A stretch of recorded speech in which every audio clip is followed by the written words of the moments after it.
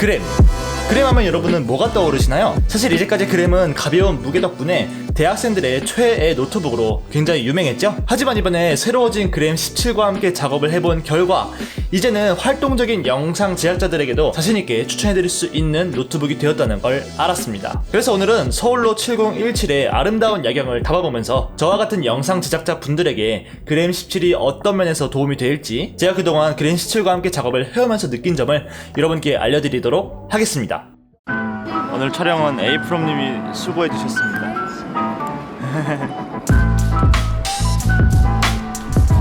이렇게 겨울에는 촬영할 때 손 트는 거 조심해 주시고요. 그리고 입술도 이건 가까이 찍지 마세요. 이런 준비 완료. 제가 지난번에 하이퍼랩스 짐벌로 만드는 팁을 알려드렸었죠. 참고해 보시고요. 이 짐벌로 하이퍼랩스를 만들어 볼 거예요. 여기 서울로 7017을 지나가면서 한번 찍어보려고 합니다. 짠.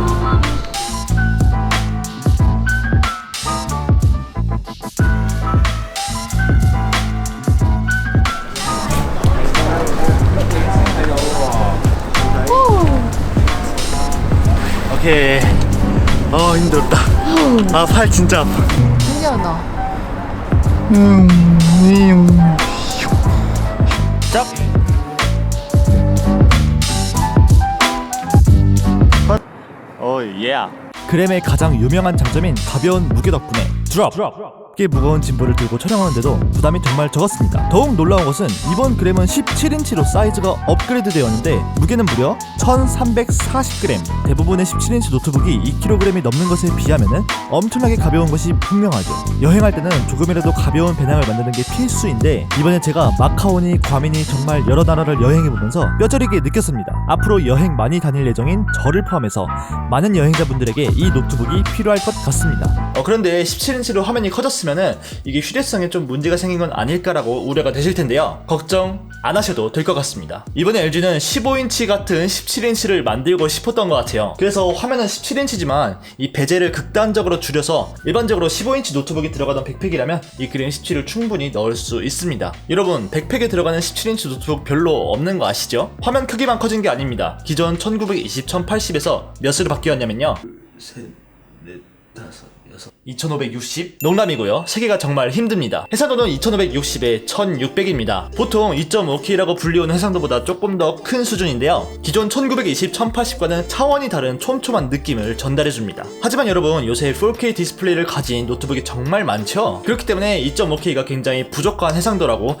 느끼실 수도 있겠지만 이 부분에 대해서 조금 긍정적으로 생각을 해보자면 2.5K이기 때문에 4K에 비해서 상대적으로 그래픽 성능을 덜 쓰게 됩니다. 그만큼 절약된 성능을 배터리 타임을 길게 하는데 쓸 수도 있고 또는 영상 편집을 원활하게 하는데 보탬이 될 수도 있는 거죠. 그리고 화면비도 흔하지 않은 16대 10입니다. 이것도 굉장히 LG에서 장점으로 내세우고 있는데요. 제가 생각하기에도 가로로 긴 16대 9에 비해서 16대 10이 노트북에서는 더욱더 작업을 하기에 딱 맞는 화면 비율인 것 같습니다. 데스크탑에서 쓰는 모니터는 가로로 길면 길수록 이렇게 좌우로 둘러보면서 작업을 할 수 있기 때문에 울트라 와이드 모니터 같은 걸 쓰지만 하지만 노트북은 그렇지 않다고 생각을 하거든요. 그래서 16대 9처럼 길쭉한 비율보다는 16대 10처럼 세로로 긴 비율이 작업대에 유리하다고 생각을 합니다. 특히 프리미어 프로를 보면요, 이 프리뷰 창이 화면인 16대 9 같은 경우에는 이렇게 작게 표시가 될 수 있는데요, 16대 10처럼 세로로 약간의 여유 공간이 있는 경우라면 프리뷰 창을 더욱더 크게 볼 수 있는 장점이 있습니다. 훨씬 더 쾌적하게 작업을 할 수가 있는 거죠. 화면을 말할 때 색 재현율을 빼먹을 수가 없죠. 그램 17의 화면은요, 밝고 굉장히 정확한 편이라고 볼 수 있어요. 스펙상에서 sRGB 96%를 만족하고 있다고 설명하고 있는데요, 사실 이 부분에 대해서는 조금 논란이 있습니다. 왜냐면 이게 실제로 측정했을 때 96%를 넘겨서 100% 이렇게 측정되는 경우가 많다고 해요. 그냥 간단히 말하자면 충분히 전문가들도 만족할 수 있을 만한 화면이다라고 말할 수 있겠어요. 이날 촬영하다가 너무 추워서 카페로 좀 들어가서 작업을 하려고 했는데요, 다른 무거운 노트북이라면 상상도 할 수 없는 이런 짓도 가능한 그램 17으로 한번 작업을 해보면 어떨까요? 여러분이 가장 궁금하신 부분인 것 같습니다. 우선 전원 버튼에 있는 지문인식으로 로그인해서 작업을 시작해 보았습니다. 뭐 지문인식이야 놀랍지 않죠? 다들 넣어주고 있으니까요. 하지만 놀라운 건 작업 성능이었습니다. 촬영한 영상을 가지고 프리미어 프로와 애프터 이펙트에서 작업을 해보았는데요, 복잡한 효과나 3D 그래픽 같은 작업이 아니라면 충분히 원활한 작업을 할 수가 있었습니다. 이 그램 시리즈가 워낙에 가벼운 특징을 내세우고 있는 노트북이라 그런지 많은 분들께서 성능이 좀 의심스러우실 텐데요.